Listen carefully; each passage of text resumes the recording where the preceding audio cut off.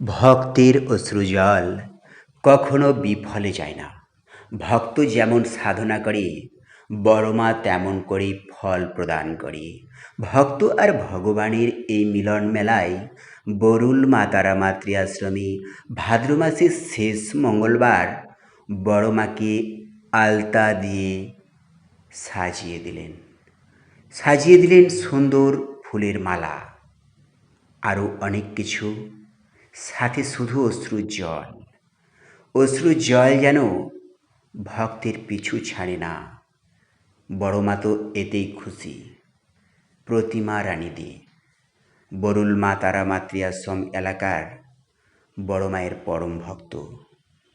বড় মায়ের আশ্রম নির্মাণের প্রথম লগ্ন থেকে যেমন দিয়েছেন সাধ্যমতো অনুদান, তেমনই দিয়েছেন প্রায় প্রত্যেক মাসে পুজো, গাছের সমস্ত ফুল ফল, অনেক কিছু।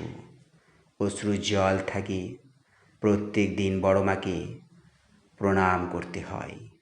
বরুল মা তারা মাতৃ আশ্রমে দূর দূরান্ত থেকে যাত্রী ভক্তরা বড় মায়ের কাছে কৃপা লাভের আশায় ছুটে আসে। বড় মাও বেজায় খুশি, কাউকে খালি হাতে রাখে না।